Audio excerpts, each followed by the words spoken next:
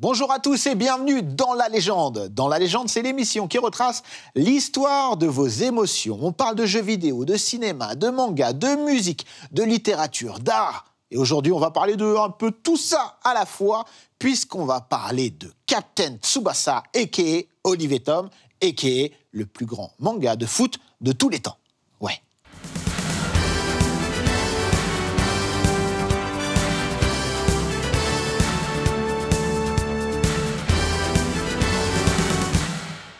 Et pour parler de ce monument qu'est Captain Tsubasa a.k.a. Olivier Tom, j'ai avec moi la New Team, composée de Youssef T, passionné de Captain Tsubasa / Olivier Tom, et t'es vidéaste. Bienvenue. Exactement. Merci de l'invitation et toujours présent pour venir parler du plus grand manga de foot. Ah, ok. Bon, il y aura peut-être débat. C'est non, signé. Il n'y a pas débat. À côté de toi, Mathieu, qui est auteur et journaliste. Bienvenue, Mathieu. Bonjour Sébastien. Ta première avec nous. Eh non, j'étais venu pour Tezuka, souviens-toi. C'est vrai. Eh ben oui. Mais non, mais ta première de la saison. Si jeune est déjà Alzheimer, mais oui, la première de la saison, j'espère. Hey, Vivement voilà. la suivante. Welcome back. Et Olivier, ta première de la saison, mais t'es déjà venu aussi. Aussi. Donc, Olivier, auteur, journaliste, légende vivante. Voilà, très bon livre que je recommande à tous. La belle histoire des génériques télé, un pan d'histoire et de kiff. On s'aime à replonger dedans. Messieurs, aujourd'hui, on aborde enfin, j'ai envie de dire, Olivier Tom, Captain Tsubasa. Je ne sais pas comment on va l'appeler. N'ayons pas honte de dire Olivier Tom. Aussi, hein. Moi, j'ai connu d'abord l'animé sous le nom Olivier Tom. Captain Tsubasa, c'est quelque chose qui sort aujourd'hui plus facilement. Mais évidemment, il était temps de consacrer cette émission, comme tu l'as dit, au meilleur manga de foot. Je n'accepte pas le débat sur le sujet, même s'il y a de très belles choses. Commençons par le début. Commençons par l'auteur, le créateur de Captain Tsubasa.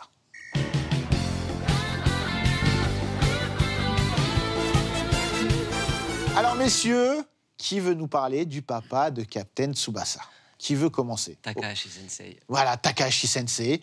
Tu veux commencer, Youssef? Pourquoi pas? Allez, vas-y. Il n'y a pas de souci. Je dirais que Takahashi il a un parcours assez atypique, dans le sens, il est né dans la région à Tokyo.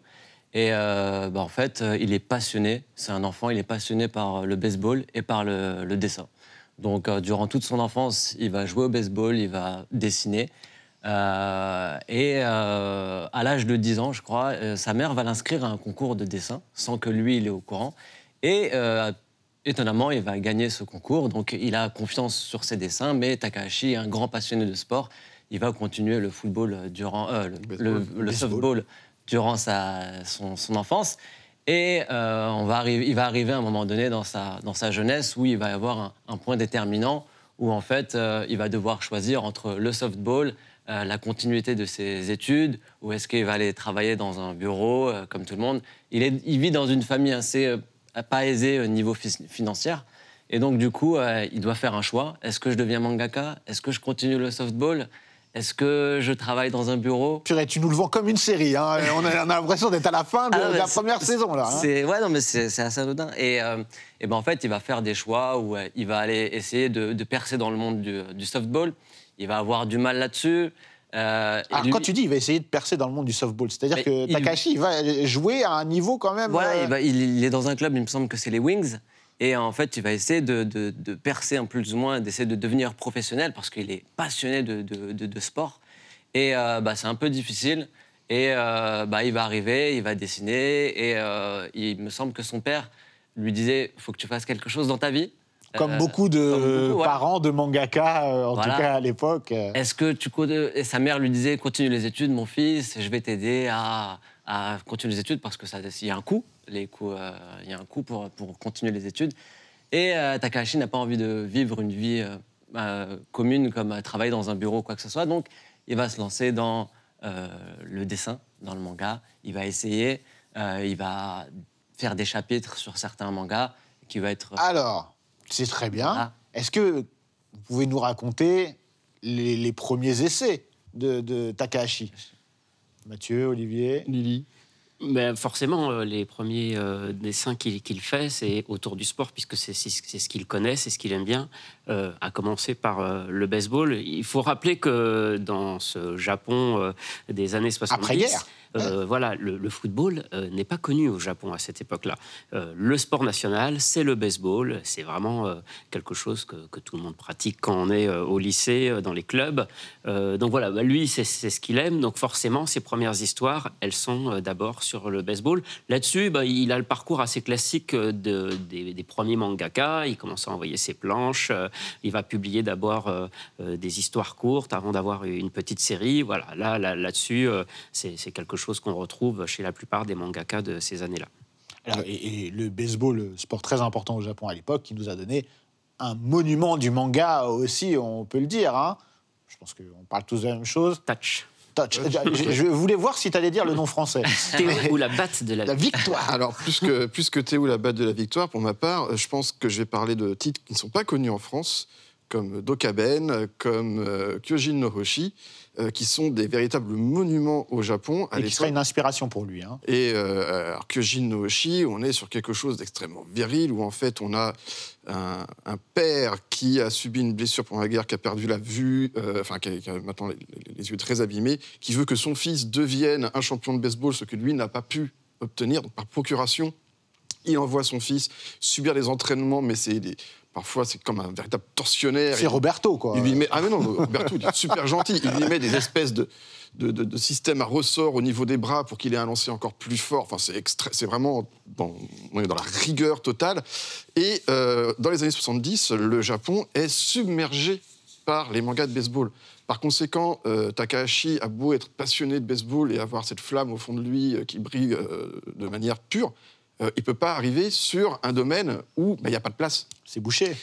Et d'autant plus qu'il faut bien se rendre compte que dans les années 70, le marché japonais est en train de se mettre en place au niveau du manga. À savoir que Kodansha et Shogakukan ont lancé leurs premiers hebdomadaires en 1959, et Shueisha, avec le Shonen Jump, est arrivé en 68. Donc Shueisha est arrivé très tard. Le Shonen Jump, dans les années 70, il est en train de trouver sa formule, il est en train de se mettre en place. Donc les mangakas, il y a une appétence du Jump pour avoir de nouveaux mangakas. Le Shonen Jump est le premier à mettre en place un système d'exclusivité. Auparavant, les mangakas pouvaient travailler pour plein de maisons d'édition en même temps. Là, il y a besoin de plus en plus de mangakas parce qu'on est sur la deuxième génération, on est la génération de boomers, qui, à leur tour, ont eu des enfants, et ces enfants n'ont jamais connu la guerre. Ils ont connu surtout un confort, ils ont envie de divertissement. Donc, on a une industrie du manga qui se développe. Par conséquent, autant ça se développe, il y a plein de créneaux à prendre, mais le créneau du baseball est déjà complètement bouché. Et donc, il va se passer que Takahashi va avoir une idée géniale, c'est de garder tous les tropes du manga sportif, mais de ne pas l'appliquer sur le baseball, mais sur un autre sport qui, à l'époque, est totalement inédit et inconnu des Japonais, à savoir le football. Et oui, et ça, on est en quelle année quand il commence En 1980. Alors lui, il a connu le football, parce qu'on peut se demander aussi comment il a connu ce sport. Alors, je t'arrête tout de suite. On lui a demandé. Ah, mais quel talent. On a demandé à Takahashi-san comment était venue l'idée et cet amour pour le football. 僕が18歳の時に、1978年のアルゼンチンワールドカップをテレビで見て、そこから、サッカーっていうスポーツがすごい好きになって、自然とサッカーの題材の漫画も描くようになりました。それがキャプテン翼につながりました。 Et donc, et oui, il y a cette fameuse Coupe du Monde. C'est ce dont... 1978, bien sûr. En Argentine, voilà, donc Maradona et Mario Kempes, hein, qui le marque.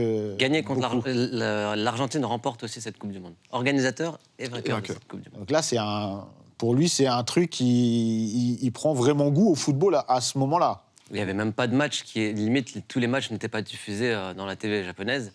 Donc il essayait, mine de rien, de récupérer des matchs à droite, à gauche.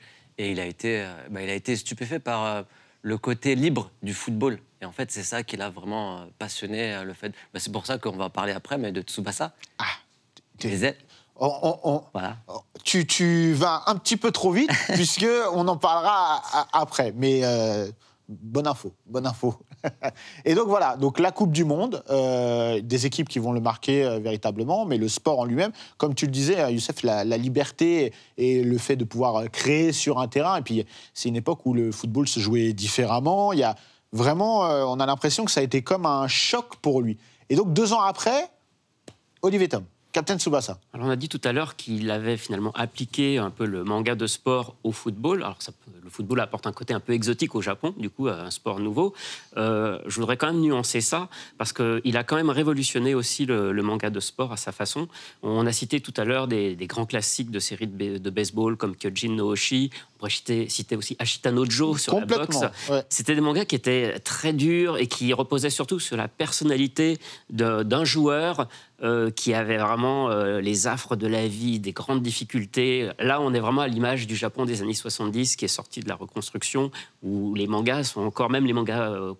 c'était des mangas shonen à l'époque pour garçons, mais aujourd'hui on mettrait ça sur du seinen parce que c'était des histoires très dures. Lui, il va apporter un côté sombre, un peu plus ludique et surtout le côté l'équipe.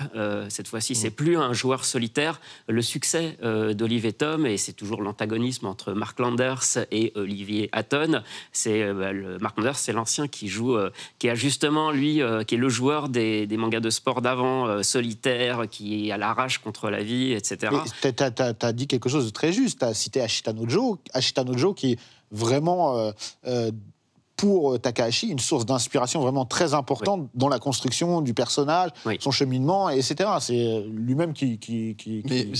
Ce que dit Olivier est vraiment intéressant sur le fait du renouveau, du nouveau souffle qu'il y a dans le manga de sport. Mark Landers, c'est un peu l'incarnation du manga de sport old school que connaissent les Japonais, à savoir on a un personnage qui doit faire une dizaine de petits boulots pour nourrir ses frères et sœurs, qui a un entraîneur qui picole, qui le maltraite, qui doit aller se battre contre des vagues gigantesques. Tout ça, c'est ce qu'on va retrouver justement dans Ashita no Joe, dans Kyojin no Oshi, alors que dans Olivier Tom, justement, quand on suit le parcours d'Olivier, il y a beaucoup plus le côté collectif, c'est un côté qui est beaucoup plus lumineux que les mangas de sport précédents. Donc c'est vrai que Mark Landers marque un petit peu le manga old school, alors qu'on a, avec tout le reste de Captain Tsubasa, un boulevard pour un nouveau type de manga de sport. Et je te laisse continuer après. Très intéressant. Mais je pense qu'on va ouvrir d'ores et déjà le chapitre du Ballon d'Or, Olivier Tom.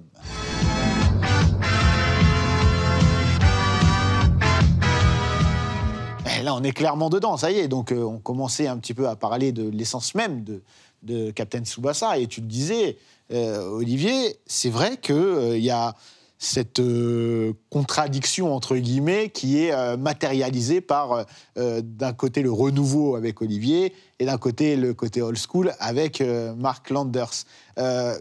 Pour être très honnête, je ne l'avais jamais perçu comme ça, tu vois. C'est quelque chose d'extrêmement intéressant, je suis d'accord. Et comment, justement, il va avoir l'audace de faire ça, puisqu'il aurait pu rester dans des codes, comme on l'a dit, dans du manga de sport, et appliquer bêtement au football, entre guillemets, bêtement. Je pense que ça c'est lié un peu au magazine dans lequel il est publié. Donc il est publié dans le Weekly Shonen Jump, ce fameux magazine qui a vu naître Dragon Ball et aujourd'hui One Piece, Naruto. Donc à l'époque, au début des années 80, il va côtoyer Dr. Slump, l'œuvre d'avant d'Akira Toriyama. Il va côtoyer par la suite Hokuto no Ken, Muscleman, Kinnikuman aussi, et Sanseiya évidemment. Et on a ce côté un peu... créatif. Disait Mathieu, voilà, le Jump aussi renouvelle le manga avec le système de vote pour les séries qui restent ou qui disparaissent. Donc c'est tous ces codes qui se mettent en place et auxquels il contribue. Le côté tournoi aussi qu'on va retrouver et finalement... très shonen. Voilà, très shonen, mais une série de foot s'adapte parfaitement à tous ces codes qui commencent à se mettre en place dans ces années-là. Donc c'est ça aussi qui va à la fois faire son succès et apporter ce renouveau du manga de sport. Et quelle va être la réception, justement, de Captain Tsubasa à sa parution, Youssef ? Au Japon ? Au Japon, oui. Ah ça va être un des grands monsieur qui va être acteur de la suite du shonen. Mais dès le début, c'est... Takahashi, il a mis quand même du temps à trouver ce qu'il avait besoin dans Captain Tsubasa. Il y a eu plusieurs rééditions du truc. D'ailleurs, on n'a pas parlé de son premier Yujo no Eleven, qu'il avait déjà fait. En fait, il avait un premier Yujo no Eleven. Ça avait attiré l'attention, mais c'était pas plus que ça. Après, il était assistant et après, il est passé sur Captain Tsubasa. Et Captain Tsubasa, ça a fait la une de plusieurs journaux du shonen quand même. Et c'est quand même quelque chose d'incroyable, sachant que derrière, on a Sanseiya, derrière, on a Dragon Ball, Dr. Slump, etc. Et c'est incroyable quand même. On voit tout de suite que, Mathieu, Captain Tsubasa, ça va être quelque chose de d'important? Alors, ce qui est très marquant, c'est que les éditeurs ont conscience du potentiel. Le problème, c'est que Takahashi, quand il commence, il a la petite vingtaine, il est encore très frais. Il va falloir qu'il revoie sa copie pendant pas mal de temps avant que le manga soit publié dans le Jump. Donc il y a vraiment un recadrage du côté du Jump pour que ça corresponde à leur cible éditoriale. Et une fois que ça a été établi avec les éditeurs, il y a un véritable succès populaire qui arrive derrière. Une autre raison qui fait que ça a cartonné, c'est que le Shonen Jump, quand ils se sont lancés, ils ont très vite passé un sondage auprès de leur lectorat en leur demandant quelles étaient les valeurs qui leur tenaient le plus à cœur. Et après ce sondage, les 3 termes qui sont le plus revenus étaient courage, amitié, victoire. Et comme j'aime à dire par rapport au Jump, c'est comme quand on fait des crêpes. Il faut des œufs, du lait et du sucre. Puis après, on peut mettre du chocolat, du citron, du beurre salé, de la chantilly, des amandes, de la... Je crois qu'on a compris. Et là, on peut faire de la science-fiction, du polar, J'ai faim maintenant. et on peut faire du sport. Et donc, on retrouve... Et sinon, il y a bien un manga de sport où on retrouve ces 3 valeurs de courage, amitié et victoire, c'est Captain Tsubasa. Je vais tout faire pour mon équipe. Tu veux dire que c'est les bases? C'est les bases. Et ces bases-là étaient absentes justement des mangas précédents, comme l'a très bien dit Olivier, avec un personnage individuel qui portait à lui tout ça. Olivier, il est jamais « je vais gagner pour être le meilleur ». Non, c'est l'équipe. Je vais gagner pour mon équipe. Et il y a ce premier facteur qu'il faut prendre en compte. Et le deuxième facteur, la fameuse liberté qu'évoquait Youssef, c'est que le baseball, qui est vraiment le sport majeur jusqu'ici au Japon, ce sont des phases de jeu très courtes, extrêmement cadrées, avec... on envoie la balle, on tape la balle éventuellement, on essaie de la rattraper, ça va super vite. Chaque joueur a une fonction... En termes de création, il n'y a pas... Chaque joueur a une fonction bien spécifique dont il ne va pas sortir, alors que le football, on a des phases de jeu qui sont bien plus développées, on peut changer ses stratégies, on peut s'adapter par rapport à la façon dont l'équipe réagit en face, on peut avoir un défenseur qui va marquer un but, ce n'est pas impossible, hein, merci Lilian Thuram. Donc tout ça, ça apporte beaucoup plus de liberté scénaristique, d'idées que peut apporter le mangaka à son lectorat. Donc, avec tout ça, le côté exotique du football, le côté j'ai beaucoup plus de liberté scénaristique, les 3 atouts du Jump, les petits Japonais des années 80 ont complètement accroché, et ça a tellement bien accroché qu'il y a eu une vague d'inscriptions dans les clubs de football qui étaient portion congrue au Japon, parce que c'était un sport complètement inconnu.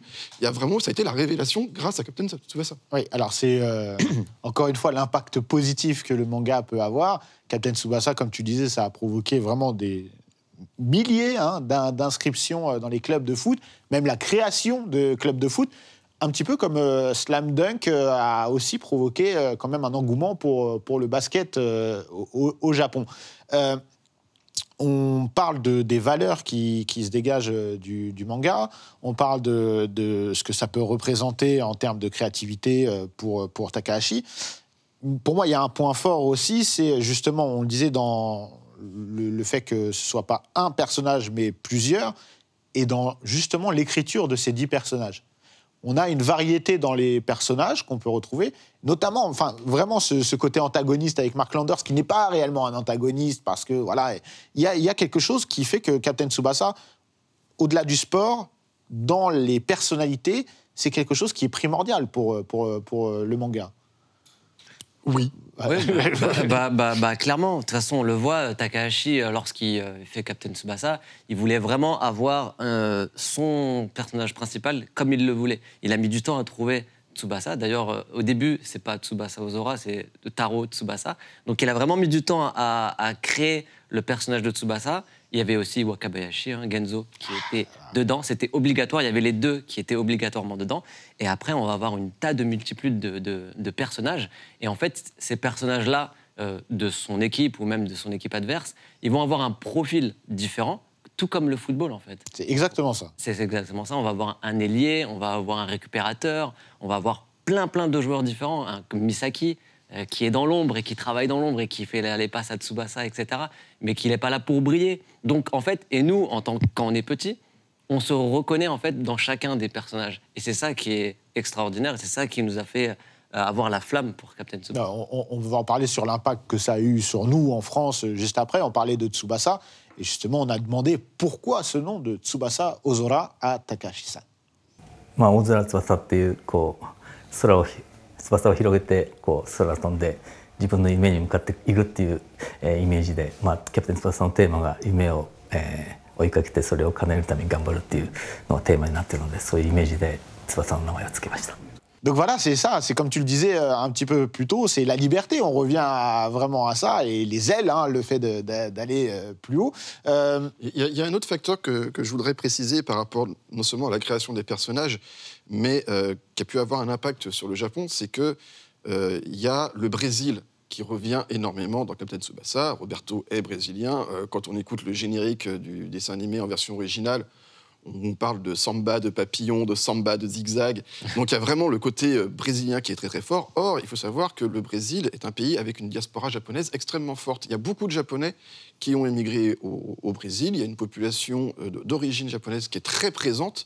Et donc, cette passerelle entre le Japon et le Brésil a également permis la prégnance d'Olivier Tom au Japon, parce que ah oui, ça vient du Brésil, c'est un pays quand même, on sait qu'il existe parce qu'on doit avoir un cousin, un oncle, l'oncle d'Amérique, qui est d'Amérique du Sud en l'occurrence, qui vit au Brésil, et cet aspect-là a également apporté une dimension particulière à Captain Tsubasa grâce au personnage de Roberto. Donc, parce qu'on parle tout le temps des 10 joueurs, etc., mais le personnage quand même qui fait venir le football sur le sol japonais avec des nouvelles techniques, avec la feuille morte et j'en passe, c'est Roberto qu'il ne faut pas négliger.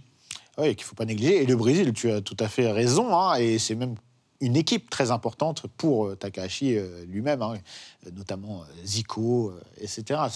C'est parmi ses joueurs préférés. Et qu'est-ce qui fait aussi qu'on va tout de suite au Japon se passionner pour Captain Tsubasa? On l'a dit, donc il y a le sport qui est nouveau, c'est de l'exotisme, c'est quelque chose de frais, des personnages, des valeurs. Mais comment un manga de sport qui, on va dire, se joue des codes, des anciens codes, va réussir à non pas exister aux côtés de Dragon Ball, Senseiya, Hokuto no Ken, etc., mais va carrément tenir tête et tenir le haut du pavé, quoi. Qu'est-ce qui, pour vous, fait l'étincelle de ce manga? Alors, selon moi, c'est vraiment un très subtil dosage et il fallait réussir ce tour de force entre le côté réaliste, parce que les Japonais ne connaissent rien au football. Il faut vraiment leur expliquer que ce sont des équipes de 11 joueurs, qu'un match, ça dure 2 fois 45 minutes, quel est le principe de la règle du hors-jeu. Voilà, c'est le moment où on explique le hors-jeu dans Captain Tsubasa. Ben oui, il faut l'expliquer. Donc, on explique ce que c'est que le football. Et une débauche surréaliste dans la droite lignée de l'action, mais hyperbolique, du jump, avec des ballons qui se déforment, qui vont percer les filets, et percuter le mur et rentrer dedans. Alors que c'est un gamin de 10 ans qui a tapé, qui veut des terrains de... La catapulte. Des terrains de 25 km, la catapulte, on grimpe sur la barre transversale pour faire un triple saut perdu. Enfin, on a bien conscience que c'est totalement... c'est over the top, c'est impossible en vrai. Mais, grâce à ce facteur, allez, on peut délirer, ça permet de glisser derrière, justement, toutes les véritables données du football aux Japonais. Et ça, il fallait vraiment bien trouver les curseurs, un peu trop de l'un, un peu trop de l'autre, ça se serait cassé la figure. Et je pense que pour ça, justement, comme j'expliquais, le côté éditorial du Jump qui a dû arriver en disant « Non, là, il faut qu'il y ait plus d'action. » Ou alors, calme-toi un petit peu, parce que là, ça va too much, c'est quand même des gamins qui jouent au foot. C'est vraiment... Ça joue bien sur un fil équilibriste sans jamais se casser la figure. Selon moi, c'est ça qui justifie ce succès. Youssef, tu es d'accord avec ça? Je suis tout à fait d'accord. Autant c'est irréel, mais autant c'est réaliste. En fait, parce que, comme tu expliquais, les techniques et tout, etc., le twin shoot, ça semble irréel, mais moi, quand j'étais gosse, combien de fois je l'ai essayé de le reproduire avec Même des amis. Des footballeurs pros l'ont fait. Mais bien sûr, il y a eu des entraînements au Japon où justement ils représentaient les techniques, le tir de soda, le tir de la feuille morte ou le twin shoot. Donc en fait, autant c'est irréaliste et c'est présenté de manière un peu surréaliste, le ballon qui flotte et tout, etc. Autant nous, on peut le reproduire chez nous. En tout cas, essayer. Voilà, en tout cas, et plus ou moins essayer. Donc ouais, je crois vraiment cette formule-là, c'est ça qui a fait que... Olivier, pour toi, c'est quoi l'élément différenciant de Captain Tsubasa? Je donne souvent l'exemple, je ne m'intéresse absolument pas au football. Et pourtant, quand la série est passée, je l'ai regardée 2 fois, il y a 128 épisodes. Et ça m'a toujours étonné moi-même, en fait. Donc, oui, je pense que c'est la manière dont c'est raconté. Et finalement, peu importe que ce soit du football, et finalement, peut-être que je corresponds un peu aux Japonais, parce que je ne m'intéressais pas au football. Donc, et j'y ai quand même trouvé de l'intérêt. Donc, c'est la force de l'histoire, de la narration. Évidemment, une qualité qu'on retrouve dans beaucoup de mangas de cette époque. Et par rapport à la série animée, plus que le manga, tu parlais des personnages. Il y a un personnage qui est crucial dans la série animée, c'est le commentateur. Parce que on peut pouffer, mais le commentateur est vraiment là pour expliquer « Ah oui, débordement sur l'aile, centre en retrait. » Contextualisation. Et les gamins, c'est quoi un centre en retrait? J'ai jamais entendu parler de ce truc. On voit l'action qui arrive en même temps. Alors, encore une fois, hein, de la part de gamins de 10-12 ans sur le terrain, c'est impossible. Hein. Quand on va voir le match de son petit-neveu, c'est pas aussi passionnant qu'un match d'Olivier Tom à la télé. Mais grâce aux commentateurs, on avait vraiment la contextualisation qui permettait aux Japonais d'encore mieux comprendre ce que c'est que le football. C'est ça qui est très fort. Ouais. Oui, tout à fait. On a parlé beaucoup du Japon. Ouais, c'est ça. Même quand tu parlais du hors-jeu, justement, aussi. Oui, pareil. Parce que Takahashi disait dans son autobiographie qu'en fait, il avait reçu des lettres des fans, des gens qui le remerciaient d'avoir en fait compris la règle du hors-jeu. Alors que lorsqu'ils regardent un match à la télévision, ils n'avaient pas compris la règle. Mais en regardant Captain Tsubasa, ils avaient compris la règle du hors-jeu. Ouais, c'est comme ça que je l'ai comprise. Hein. C'était pas vraiment subtil, on va pas se mentir. Mais au moins, c'est didactique. C'est Julian Ross, hein, si la mémoire est bonne. Qui, Exactement. Alors, il est temps d'aborder maintenant l'arrivée de Captain Tsubasa, de Olive et Tom en France.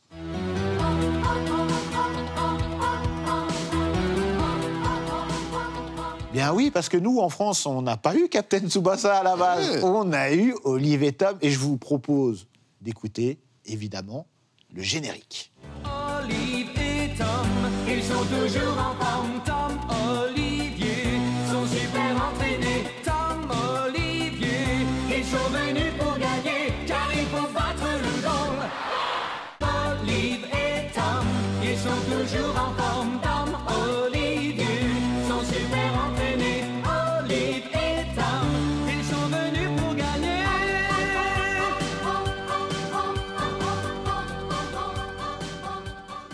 Ah, vous l'avez en tête maintenant. Il est là. Oui. Olivier, tu l'as, c'est le disque de l'époque. C'est le disque de l'époque, chanté par Jean-Claude Corbel, voilà. Incroyable, incroyable. Ça, c'est ce qu'on aime, des reliques historiques.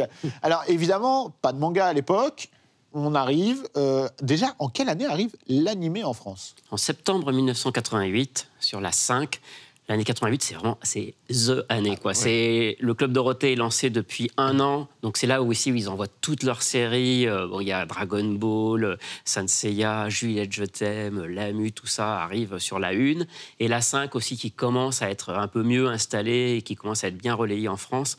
Balance aussi, on aura eu Jeanne et Serge un peu avant, mais il y a Olive et Tom, il y a plein de séries de Magical Girl, il y a... C'est la grosse... Princesse Sarah, ça passait déjà un peu avant, mais les aventures de Clarity Poon, Cynthia ou le rythme de la vie, voilà, c'est la grosse rentrée où sur ces 2 chaînes, on a d'un seul coup une masse de dessins animés. Mais il y a ceux qui sortent du lot, et forcément, Olive et Tom va sortir du lot. Alors déjà, pourquoi Olive et Tom? Parce qu'on avait l'habitude à l'époque, pour gommer un petit peu l'origine japonaise des séries, de transformer les noms. Je pense que c'était pas seulement ça, c'était aussi peut-être une manière pour les enfants de un peu plus s'identifier. S'il s'appelle Tsubasa Ozora. Oui, mais Tom, tu t'identifies moyen à Tom, quoi. Alors, il y a ce débat, parce que le titre original, c'est Captain Tsubasa, donc c'est le héros. Et en France, on rajoute Tom, qui est présent dans les premiers épisodes, mais qui part très vite, dont on n'entend plus beaucoup parler. Il y avait la même chose avec Jeanne et Serge, ou Serge aussi. Voilà, par le début, c'est pas vraiment un personnage important dans l'histoire. Bon, voilà, à l'époque, ils regardaient un peu surtout les premiers épisodes avant de décider tout ça. Ils ont fait des efforts quand même sur la version française, parce qu'ils ont fait attention à ce que, à chaque, par exemple, les noms des équipes où ils avaient souvent l'initiale sur le maillot, ils ont donné des noms français, ou en tout cas européens, qui commençaient par la même lettre pour que ce soit cohérent. La Nankatsu, c'est la New Team. Voilà, et à chaque fois, ils faisaient un peu attention. Et finalement, Olivier Hatton, pour Ozora, son nom, donc c'est le prénom qui devient un nom, mais ils ont fait quand même attention de trouver un prénom qui... C'est très gentil. Hein. C'est le seul raccord, effectivement. Mais peu importe, à l'époque, on ne se posait pas toutes Bien ces sûr. questions. Et effectivement, voilà, la version française, elle est ce qu'elle est, mais elle était quand même de qualité et Très, très bonne permettait qualité. Bien sûr. de Non, mais bien se rien fondre. que le générique. Enfin, honnêtement, commençons par le début, rien que le générique. Le générique, oui. C'est- Jean-Claude Corbel, c'était un grand choriste. Il a chanté des génériques cultes comme La Bande à Picsou, Cosmo Cats. Il a fait aussi les chansons des Beehive dans Embrasse-moi Lucille, et c'est un super chanteur. Me lance pas, je vais tout chanter. Là, hein.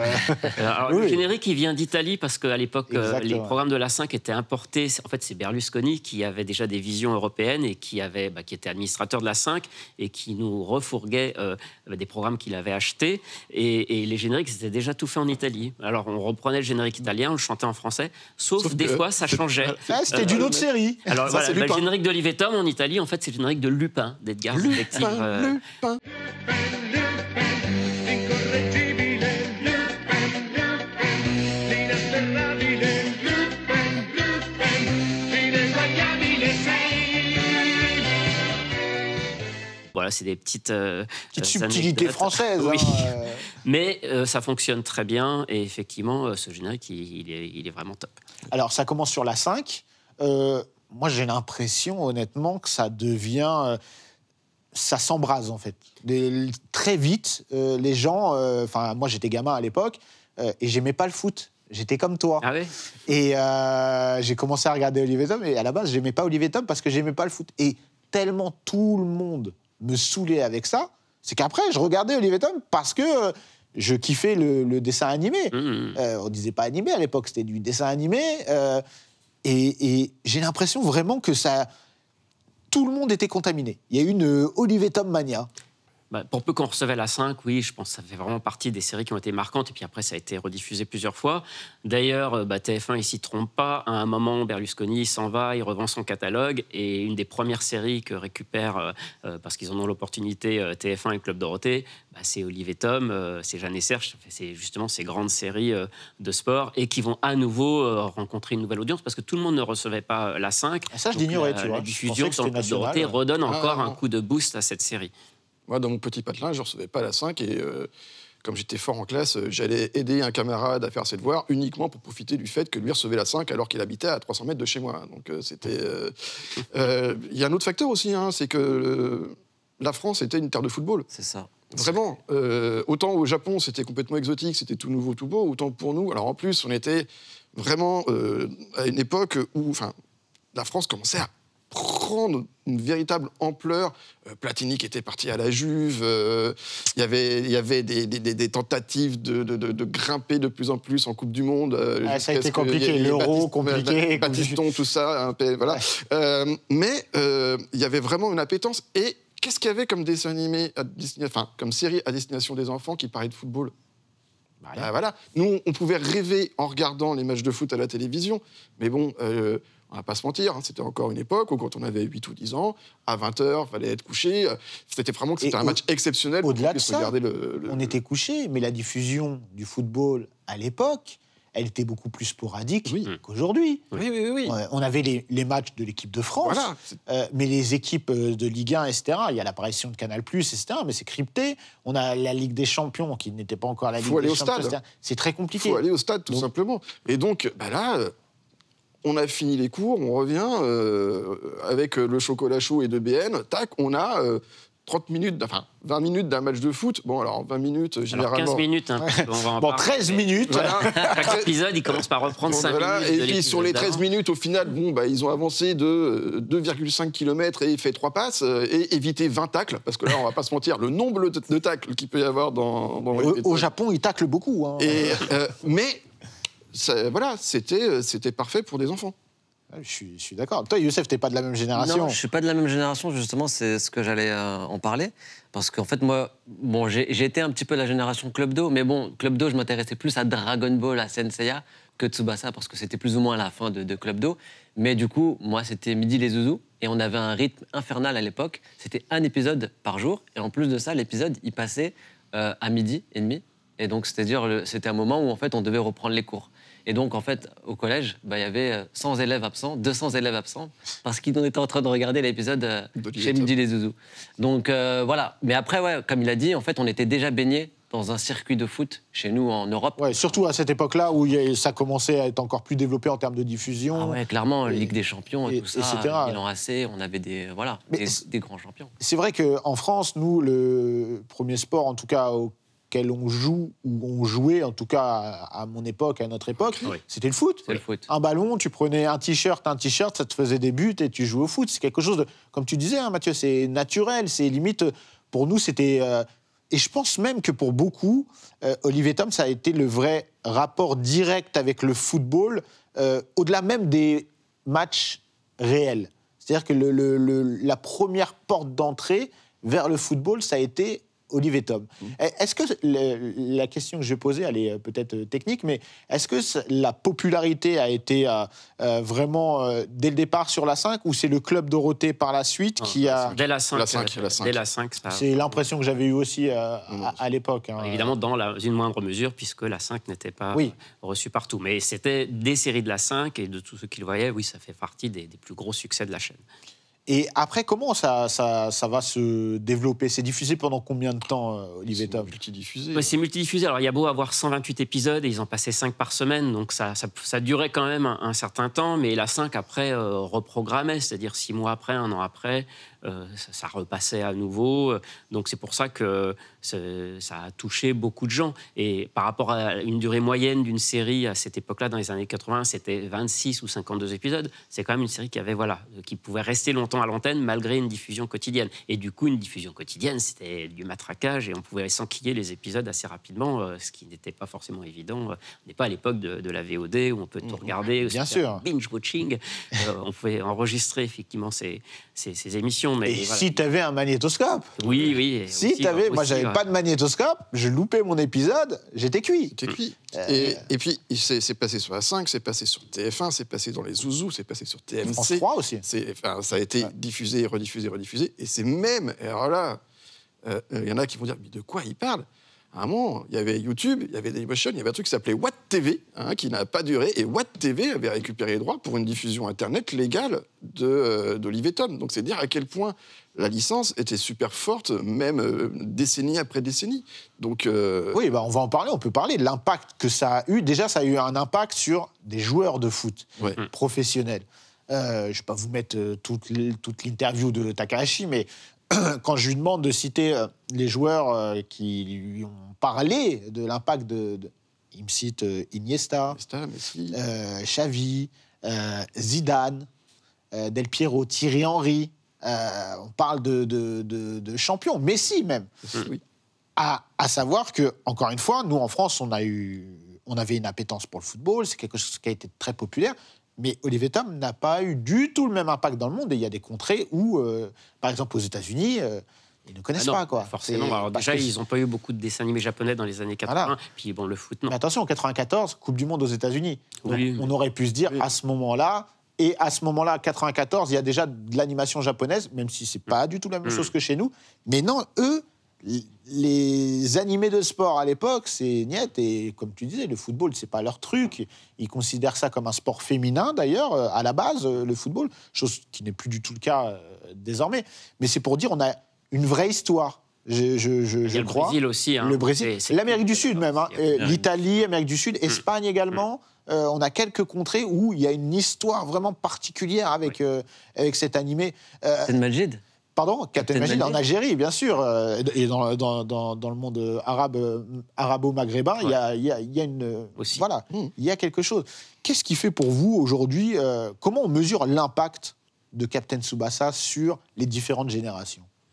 C'est difficile, par exemple, c'est difficile de mesurer quel impact ça a eu sur les inscriptions en club. On sait qu'un succès comme Jeanne et Serge, ça a boosté les inscriptions et ça a été un coup de projecteur sur ce sport qui n'était peut-être pas aussi connu.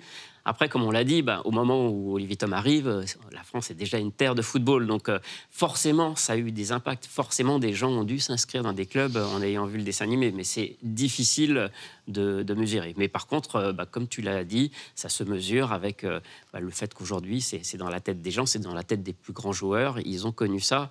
Donc c'est bien la preuve que c'est une série qui a marqué son temps. Surtout les Japonais qui ont vraiment été impactés par ça. Pas que, nous aussi. Hein, mais, Bien sûr, mais eux, à l'époque, ils n'avaient pas de ligue nationale officielle. La J-League, ça s'est créé dans les années 90. 93. Avant ça, il n'y avait rien. Et même aujourd'hui, on a un club qui s'appelle le Nankatsu SC, qui a pour but d'arriver en J-League. Et dont le patron est Takahashi. Donc, c'est la meilleure. Si ce n'est pas un impact important pour le Japon, c'est... Et pour essayer de répondre un peu plus à ta question, il y a deux facteurs. Le premier facteur, c'est que quand ça commence, Olivier Tom, au début, ce sont des enfants, ils sont en primaire. Donc ce qui fait que quand on est soi-même un enfant, on peut s'identifier d'autant plus facilement à ce qu'on voit. Et on va reparler encore de cet antagonisme entre Olivier et Mark Landers. Mais quand on voit la carrure de Mark Landers par rapport à Olivier Hatton, moi, quand je suis rentré au collège, je me suis vraiment retrouvé, j'avais l'impression d'être face à un troisième qui est super baraqué, et c'est quand même Olivier qui réussit à gagner parce qu'il a une vision beaucoup plus solidaire du football. Donc, les enfants peuvent toujours prendre le wagon. Enfin, tu montres Captain Tsubasa aujourd'hui à un enfant de 10 ans, il va s'identifier, il va prendre le truc en place. Puis tu as ceux qui ont commencé Captain Tsubasa presque, je dirais pas dire en direct, mais en 88. Pour eux, aujourd'hui, Captain Tsubasa continue parce qu'il y a eu toutes les suites possibles et imaginables. Parlons-en. Et aujourd'hui, voilà, maintenant, on atteint des dimensions mondiales dans des stades dantesques, mais le parcours du héros n'est toujours pas fini et est toujours d'actualité. Donc, on peut prendre la série à n'importe quel âge, et peu importe l'âge à laquelle on l'a prise, on peut toujours la suivre aujourd'hui avec les énièmes suites qu'il y a pu avoir. Alors, tu me fais un pont d'or vers ma transition. C'est évidemment Transition une express, licence. Pardon ? Transition express, transition livrée en moins de 2 minutes. Merci beaucoup. C'est évidemment une licence intergénérationnelle.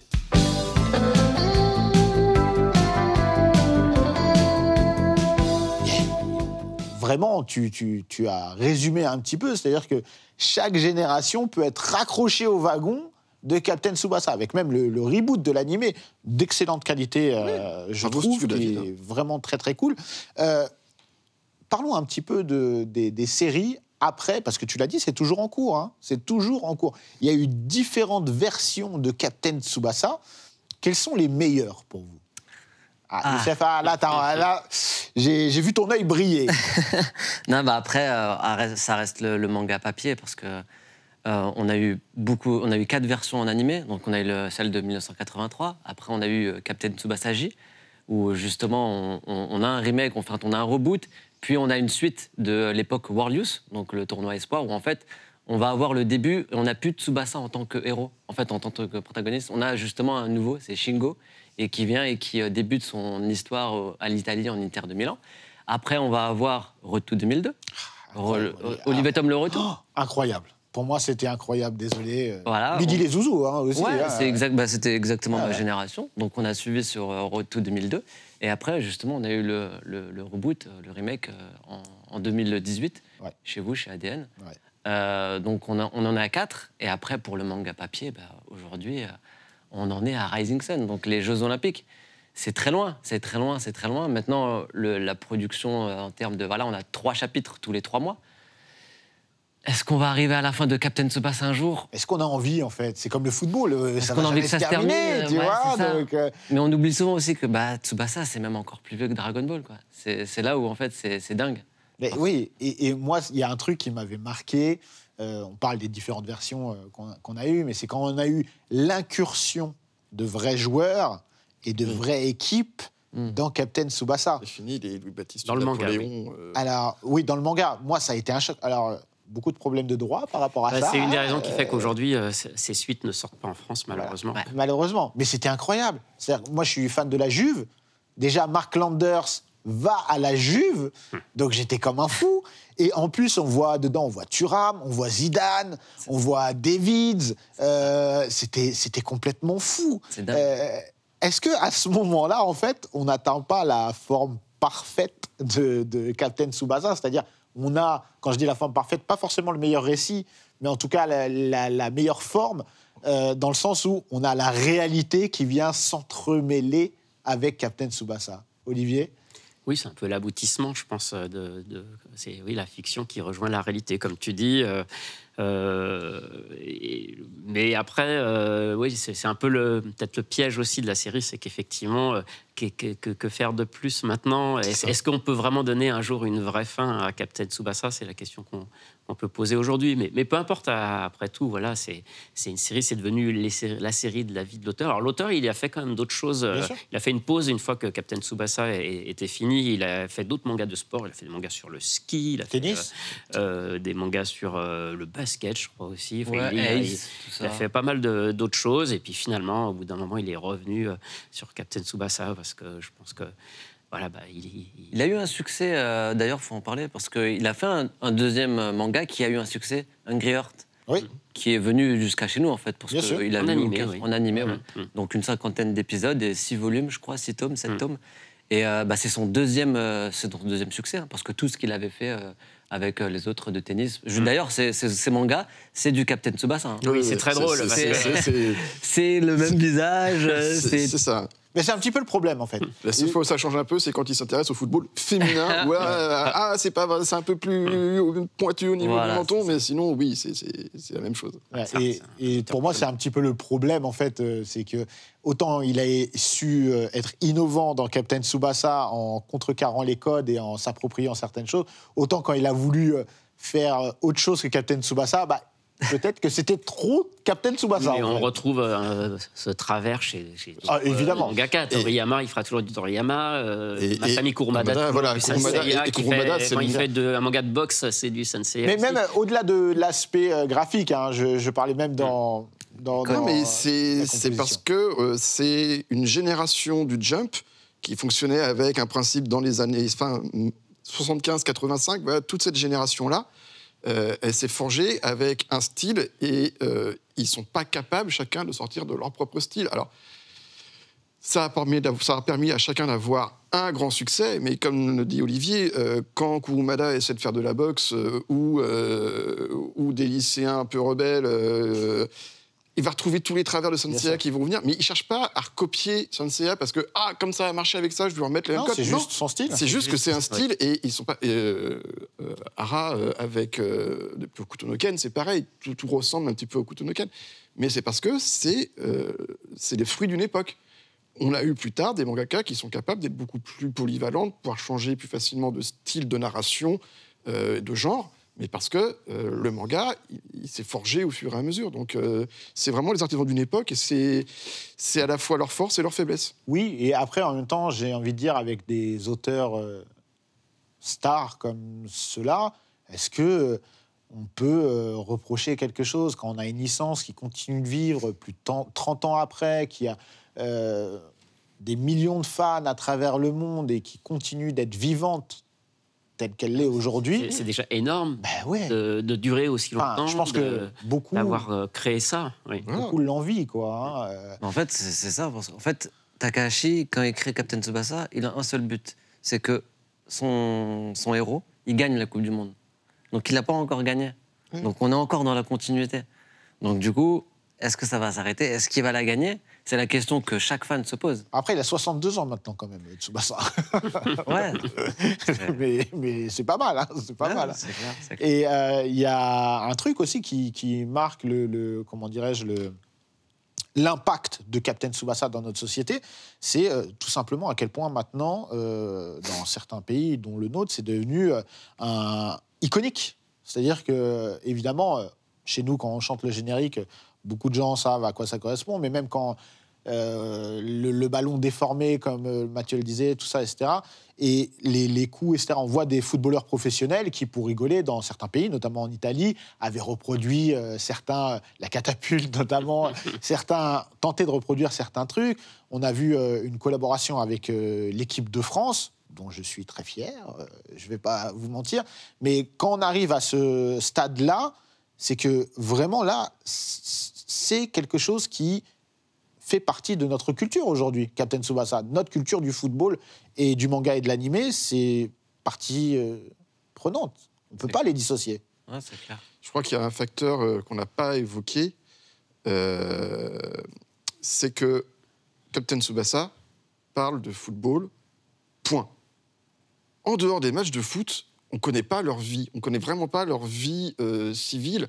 D'ailleurs, ça c'est un Pas du slice of life. c'est un des reproches qu'on peut faire à Captain Tsubasa. C'est la place des femmes qui est franchement... elles sont littéralement sur le banc, enfin sur les gradins. Elles applaudissent quand même. Elles applaudissent. On sait que Olivier, il a une maman, on sait qu'il a une amoureuse, mais point. Enfin, on ne sait pas ce que vivent les autres au jour le jour. Ils sont là uniquement pour et par le foot. Et donc, je pense. Et on sait que Roberto, il traîne un peu trop chez lui aussi. Oui, mais comme voilà, Olivier Tom, football. Point. Il n'y a rien d'autre qui va venir parasiter le discours. Et donc, je pense que c'est ça qui fait que ça a aussi autant d'impact. Ça se résume vraiment en un mot. Ça se résume en football. Rien d'autre. Mais pour toi, c'est un défaut ou une qualité? Les deux. Les deux. Parce que ça fait que ça a toute sa force. Mais ce qui fait qu'au bout d'un moment, on a peut-être envie d'en savoir un petit peu plus. Olivier, il a perdu une fois un match dans sa vie. Moi, j'aimerais bien qu'Olivier, de temps en temps, il ait des galères au quotidien, qui puissent lui arriver. Ligaments croisés. Mais non, mais là, Problème digestif. Là encore, t'es sur le football, mais je sais pas, des problèmes avec sa voiture. Non, mais voilà, on s'en fout, parce que c'est le football avant tout. Donc, c'est super cool d'avoir des footballeurs tels Toi, tu veux qu'il ait un joint de culasse, toi. Je veux qu'Olivier soit autre chose qu'un footballeur de génie. Je veux qu'il y ait d'autres traits de personnalité qui viennent compléter le trait de « je suis un super bon footballeur ». Et on les a pas. Mais il a essayé, Takahashi, quand même, mine de rien, justement, après, quand il grandit, parce qu'il se marie avec Sanae, donc la femme qui lui était promise. Patti. Voilà, Patti. Patti. Patti en français. Et il a des enfants. Enfin, il va avoir des enfants et tout, etc. Mais le truc, c'est là où je te rejoins, c'est qu'en fait, sa femme va accoucher à Tsubasa. Et ce qu'il fait, c'est qu'il va aller jouer au match. C'est qu'il va aller jouer au foot, en fait. Voilà. Donc, Il n'assiste pas à l'accouchement. voilà, c'est dingue. Et donc, du coup, en fait, on se dit, est-ce que Takahashi, il veut nous faire montrer qu'en fait, Tsubasa, le foot, c'est plus que sa vie, en fait. Voilà, c'est ça. Est-ce Donc, que quand son gamin il revient avec des mauvaises notes de l'école, comment réagit Olivier? Moi, j'adorerais le savoir. Il lui fait faire des jongles. Voilà. Tu sais, Le ballon, c'est son meilleur ami, de toute façon. Exactement. Voilà. Et il y a un autre truc aussi qu'il faut aussi prendre en compte, c'est que le principe du « je vais tout faire pour me battre pour mon équipe », je veux que mon équipe gagne et je vais même oublier mon individualité en me noyant dans mon équipe, on a quand même un message qui est très team building pour les petits Japonais qui vont devenir ensuite de parfaits salaryman parce qu'ils vont tout faire pour que Le don de soi. leur société gagne le plus de parts de marché, etc. Ah, tu penses qu'il y avait vraiment cette lecture-là Ouais. On les formate bien à être de bons petits cadres après, quand même. Hein. Faut pas se... Et pourtant, c'est pas ce qu'il voulait faire. Mais oui, mais... C'est un peu l'inverse, même. Hein. C'est la liberté. On revient à la liberté. Mais tu penses que vraiment, il y a cette notion? Je suis pas sûr que ce soit sa volonté à lui, mais il y a beaucoup de mangas du Jump avec le courage, amitié, victoire, où on retrouve les parfaites valeurs pour être un parfait petit employé qui est capable de mettre de côté ses propres rancœurs personnelles, de s'allier avec des gens de manière complémentaire pour faire en sorte que, tac, c'est nous qui avons gratté 2 points à la bourse. Donc la Bonne relation année. Tsubasa-Yuga, pour toi, c'est pour envoyer un message aux salariés, même si vous ne pouvez pas piffrer votre Bosser avec pour le bien votre de collègue. la société. D'accord. Bon, très bien.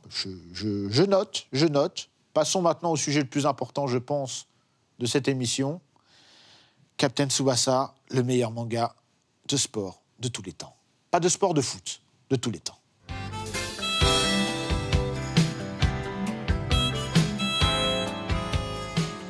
T'as introduit la chose comme ça. Il va falloir maintenant argumenter. Il y a 2 choses que j'aimerais aborder. C'est vraiment, est-ce que Captain Tsubasa est aujourd'hui le meilleur manga de foot? Et les enfants qu'il a eus, parce qu'il a eu pas mal d'enfants, dont des enfants quand même de grande qualité, à mon sens. Tu veux commencer? Il n'y a pas aucun sens. Allez, je t'écoute. À ton sens, pour toi, Captain Tsubasa, je suis avec toi, je suis dans ta team. C'est le meilleur manga de foot. C'est le papa, en fait. C'est un peu comme le Dragon Ball du shonen, plus ou moins, qu'on a à l'heure actuelle. Et c'est celui qui a un peu introduit tous les codes, plus ou moins, parce qu'en fait, dans le foot, on n'a pas eu quelqu'un qui s'est rivalisé avec Captain Tsubasa. Pendant longtemps, oui. Pendant très longtemps. On a eu des très bons mangas de sport, il n'y a pas de souci. Mais sur le domaine du foot, on a eu Days, on a eu Hungry Heart de Takahashi, etc. Il y en a Galactic Football. Ah non, pardon. on en a eu. Aujourd'hui, à l'heure actuelle, on peut parler des rivaux, parce qu'il y en a quand même 3 gros bébés, on va dire, entre guillemets, même si on peut aimer ou on ne peut pas aimer, que ce soit Aohashi, que ce soit Blue Lock, ou que ce soit Inazuma Eleven. Je ne sais pas si je peux l'introduire, parce qu'Inazuma Eleven, ça fait partie d'un jeu vidéo Oui, mais qui a été adapté en animé et en manga. Peu importe. Pas de souci. Mais aujourd'hui, voilà, Tsubasa, il a 3 grands rivaux, et ces 3 grands rivaux, c'est ceux-là. Et ces 3 grands rivaux, mais en même temps, ses enfants. C'est exactement ça. C'est comme Dragon Ball et le Big Three de Naruto, One Piece, Bleach. Voilà, on arrive à cette ère-là où, en fait, Tsubasa... C'est bien qu'il a justement ceux-là qui arrivent pour enfin léguer, parce que Tsubasa, on ne sait pas si ça... Mais je trouve que... Alors, je ne sais pas si vous êtes d'accord avec moi, mais je trouve qu'on a mis énormément de temps à trouver le successeur de Captain Tsubasa. Ah oui, parce que des mangas sur le foot, après, il y en a eu une flopée, même d'autres dessins animés aussi au Japon. Mais effectivement, rien n'est arrivé à la hauteur, ou en tout cas a pu challenger un tant soit peu Captain Tsubasa. Effectivement, ça a mis du temps, parce que là, les titres dont on parle, C'est assez récent, des titres assez récents, qui datent d'il y a seulement quelques années. Et qu'est-ce qui explique cela, selon vous pourquoi on n'a pas eu un titre, un manga de foot de haute... Enfin, vraiment de qualité qui fait qu'on a... Encore une fois, on a suffisamment cité toutes les qualités de Captain Tsubasa pour qu'on comprenne à quel point ça a été le premier, mais d'emblée, c'est... Alors, oui, mais là où Dragon Ball... Faisons un parallèle sportif, c'est un peu le Fosbury du manga. C'est-à-dire que quand Fosbury il est arrivé, il a fait sa première fois son saut. C'est un truc complètement nouveau, inédit, et il a mis 20 cm dans la vue à tout le monde. Et les mecs, ils ont galéré pour pouvoir le rattraper pendant des années. Alors, c'est du saut à la perche. Hein, non, c'est du saut en hauteur. Ah, en hauteur. Et parce tu vois, même moi, on sautait en ventral, et lui, c'est le premier. Et après, ça s'est appelé le saut Fosbury. Voilà. Et il a littéralement monté la barre de plusieurs crans, et tout le monde a galéré derrière. Et là, le mec, il arrive, il fait « Ouais, c'est bien les mangas sportifs de baseball. Regardez, moi, je fais un manga de foot. » Pouh ! Et tout le monde fait « Ah ouais, pour pouvoir rattraper ça, va falloir cravacher. » Alors, il y a eu plein d'approches. Oui, mais regarde, c'est l'instant autopromo dans Otaku Manga, le magazine dont je suis rédacteur en chef. On a fait un dossier football et on explique comment ça a pu évoluer ensuite. Les gens ont essayé d'apporter un peu plus de côté social, un peu plus de côté tranche de vie. Alors, l'école des champions, ouais, ça vaut ce que ça vaut comme dessin animé, mais les personnages ont une vie en dehors du terrain. Attention, pause. On s'arrête 2 secondes sur l'école des champions. Déjà, on écoute le générique. À l'école des champions, viens te donner à fond pour un jour devenir le numéro 1 de l'avenir. Viens à l'école des champions, taper dans ce ballon pour qu'enfin un beau soir. Merci. Une fois qu'on a écouté ce générique, il faut reconnaître des qualités à l'école des champions. Mais bien sûr qu'il y a des qualités à l'école des champions, notamment le fait d'apporter des tranches de vie. Il y a un côté qui... Il y a le joint de culasse. Il n'y a pas le joint de culasse, mais il y a des relations humaines qui sont quand même en dehors du terrain. Puis ça se passe en Europe. Ça se passe en Europe. Il n'y a pas les ballons déformés et compagnie. Mais justement, il n'y a pas l'aura extraordinaire, dans tous les sens du terme, de Captain Tsubasa. Il y a ce côté extraordinaire avec les frappes, les Non, mais c'est intéressant. Je me permets juste de rebondir sur ça. C'est que autant on se demande pourquoi il n'y a pas eu un animé ou un manga qui a rivalisé avec Captain Tsubasa, autant quand il y a eu l'école des champions en France, autant aujourd'hui je reconnais beaucoup de qualités. À l'époque, j'aimais bien et tout, mais on se disait l'école des champions, c'est pas Captain Tsubasa, c'est pas Olivier Tom. Mais oui, parce qu'on veut toujours comparer. Voilà. Foot de rue, il y avait une super bonne idée qui était pour se démarquer. On joue pas sur le terrain, on joue dans la rue. D'où le nom de Foot de rue. Ils sont vraiment cassés la tête. Hey. Mais et je dois reconnaître que le manga qui est sorti chez Kiun en 2 tomes, qui est Sayonara Football, qui parle de football féminin, pour moi, depuis des années, c'est la première fois où j'ai vraiment eu un titre où j'ai fait ah. Alors, c'est même pas parce qu'on parle de football féminin, c'est parce qu'il y a une approche du football, il y a des thématiques qui sont apportées, qui sont complètement nouvelles, qui changent de ce que fait Tsubasa d'habitude, et donc, ça apporte... Moi, ça a été un gros coup de cœur. Alors, Il fait 2 tomes. Il y a une suite, My Beautiful Kramer, si je dis pas de bêtises, qui est sur Crunchyroll, qui est le dessin animé. Il est passionnant, même si techniquement, il peut avoir quelques défauts.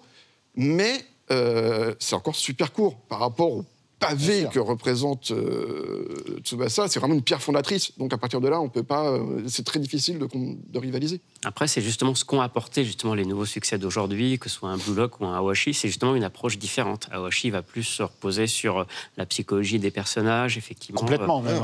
Voilà, et Blue Lock développer le côté à fond, un peu survival game, ou l'affrontement entre les joueurs, et c'est ce qui fait aujourd'hui leur succès, c'est ce qui fait que justement ils arrivent à se démarquer et à apporter autre chose que Captain Tsubasa. Et c'est pour ça que moi j'ai une affection particulière pour un autre dessin animé qui était diffusé à peu près à l'époque d'Olive et Tom, qui était complètement oublié, et c'est tout à fait normal, qui s'appelait 11 pour une coupe, et qui est un des meilleurs dessins animés sur le football qu'on puisse avoir au niveau de l'apprentissage. C'était pas celui qui retraçait l'histoire de toutes les coupes du monde, avec la mandarine et le citron. Dispo sur ADN. Voilà. Jetez donc un œil à 11 pour une coupe. Alors ça n'a vraiment rien à voir avec... Ça fait longtemps que je l'ai regardé, il était dispo à l'époque, je sais pas si on l'a encore, mais... Ça n'a rien à voir avec Olivier Tom. Extrêmement intéressant. Mais vraiment, d'un côté pédagogique, c'est génial. 100% d'accord. Mais pour être tout à fait franc avec toi, je me rappelle quand on l'a mis en catalogue, un petit peu avant, etc. Je l'avais découvert avant qu'on le mette en catalogue, et je me suis dit, ça serait cool de l'avoir, parce qu'en vrai...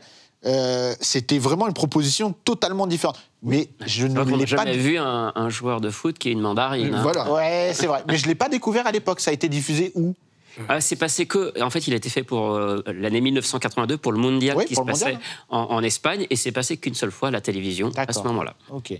Mais oui, je suis d'accord. Mais aujourd'hui, est-ce qu'on peut prédire, notamment aux séries qu'on a citées, que ce soit Blue Lock ou Aoyashi, est-ce qu'on peut leur prédire un destin à la Captain Tsubasa ? Moi, ce que je voulais rebondir sur quelque chose, justement, qui, ma foi, autant je trouve des défauts à Captain Tsubasa, autant je trouve quelque chose de magique par rapport à ça, c'est qu'en fait, Captain Tsubasa, on a eu tout au Japon, et chez nous, on n'a eu pas grand-chose, en fait. Le grand public n'a pas eu accès à tout ce Donc il y a encore des choses à découvrir. Donc voilà, nous, on s'est arrêté officiellement en France. Alors, si on était à l'édition J'ai lu de Warlius à l'époque, aujourd'hui, c'est Glénat. Glénat s'arrête à Junior Youth, donc le tournoi junior. Après ça, on a eu Road to 2002, on a eu En La Liga, En Calcio, Golden 23, Rising Sun, et tout ça n'a pas été connu extérieur au Japon. Road to 2002, on l'a eu en animé. On a eu un animé, mais il ne faut pas le compter, parce que c'est différent du manga. Voilà, il y a plein de choses qui, entre guillemets, ne sont pas canon. Et donc, du coup, en fait, l'animé Road to 2002, c'est la promotion de la Coupe du Monde. Ouais, mais il est incroyable quand même. Voilà. Il est super cool. On aime ou on n'aime pas. Il est incroyable, c'est quand même le seul titre de dessin animé où on parle à la fois en japonais, en anglais et en français quand on cite. C'est génial. Mais c'est incroyable parce que malgré tout ça, malgré ce qu'on n'a pas eu, nous, en Europe ou dans les autres pays, parce que ça, c'est qu'au Japon, quand même, Captain Tsubasa reste quand même le leader, entre guillemets, si je peux appeler ça. Alors, imaginons si on avait eu tout ça. Je vais poser la question. Est-ce qu'un jour, il est imaginable d'avoir ces titres qu'on n'a pas eus ? Alors, bon, il y a des problèmes de droit sur certains. On veut, nous, on veut. Mais est-ce que pour vous, Mathieu, Olivier... Officiellement, les droits ne sont pas ouverts. Ça veut dire que les Japonais ne veulent pas vendre ou ne peuvent pas vendre parce qu'en fait, comme on l'a dit tout à l'heure, l'auteur a rajouté des éléments vrais et des vrais joueurs. Des marques même. Voilà. Et ça, aujourd'hui, surtout tout ce qui touche au football, c'est des très gros marchés, c'est des très gros contrats. Donc évidemment, au Japon, ça s'est fait... lui, il a fait, je pense, ça par passion, un peu naturellement, sans se poser toutes ces questions. Et c'est ce qui fait qu'aujourd'hui, ça bloque. Le souci, c'est qu'effectivement, il faudrait soit payer pour utiliser ces marques, et là on part dans des sommes faramineuses. Ce qui est tout simplement impossible, puisque même sur les sponsors maillots, c'est plus les sponsors de l'époque, donc tu peux plus... Donc il y a plein de questions qui se posent, et malheureusement, alors peut-être qu'à un moment il y aura prescription, et qu'on pourra peut-être découvrir tout ceci, mais à chaque fois, la question est régulièrement reposée aux éditeurs français, et malheureusement on nous dit que non. Par contre, pour prolonger ta question, moi je pense qu'un titre comme Aoyashi a vraiment beaucoup de chances de pouvoir s'imposer comme une future référence par rapport à une génération qui le découvrirait avant Captain Tsubasa. C'est-à-dire que maintenant, oui, c'est possible de commencer à lire d'autres mangas de football d'excellente qualité sans être passé par Captain Tsubasa, ce qui, pour plusieurs générations était impossible à l'heure actuelle. Ouais. Ce qui est le cas aussi pour Blue Lock. Hein, Alors, parce que- même si c'est pas football, parce que Blue Lock, je voilà, comprends ce que tu veux dire. Le football est vraiment Il est un prétexte. accessoire. C'est vraiment une espèce de prétexte pour Complètement. ce gigantesque Battle Royale. Là où Awashi s'intéresse au football. Et pour ma part, là, ça va être mon petit côté coup de cœur. Mon personnage préféré dans tout Olive et Tom, ça reste Danny Mello. Parce que on voit tout le temps Mark Landers qui nous fait des frappes dingues. Et à côté, il y a Danny Mello, qui est le playmaker de l'équipe, qui est le mec qui voit tout ce qui se passe, qui est le stratège, qui comprend. Il a 2 ans d'avance sur tout le monde. Et lui, c'est un véritable joueur de foot qui voit ce qui se passe sur le terrain à l'échelle globale. Et ce côté playmaker et pas attaquant, c'est vraiment la colonne vertébrale de Awashi, où on explique que ouais, c'est cool de savoir mettre des buts, mais c'est encore plus cool et plus compliqué et plus gratifiant d'être celui qui crée la stratégie de jeu, qui voit comment évolue l'action et qui est capable de distribuer le ballon pour que l'attaquant aille mettre les buts. Et donc, cette démarche qu'a Awashi et qui se rapproche de Danny Mello, que j'aime beaucoup, me font dire qu'il a vraiment un potentiel pour devenir une future référence, parce qu'en plus, il peut ne pas être noyé dans l'ombre de Captain Tsubasa pour les générations futures. Ouais, je suis d'accord, je suis assez d'accord. Bon, bah, tu nous as livré ton joueur préféré. Pour conclure, je vous demande votre joueur préféré également. Olivier, d'abord. Moi, c'était plus Ben Baker, effectivement, le gars un peu discret, mais voilà, qui est aussi un des piliers de C'est tout l'équipe. toi, ça. Ah là là là là. Ton joueur préféré. Est-ce que j'ai besoin de te répondre avec mon maillot? Est-ce que tu peux le deviner? Oui, mais je vais te demander de le dire quand même, parce que déjà, c'est pas le bon jour pour ton maillot, mais... Oui, parce que justement, en plus, le moment où on tourne, le Japon a battu l'Allemagne, le Japon a battu l'Espagne, L'Espagne. et ils sont qualifiés pour Ouais. les 8e de finale. Alors que l'Allemagne Et Et éliminé. l'Allemagne. Donc ton joueur préféré, Karl-Heinz Schneider. pourquoi?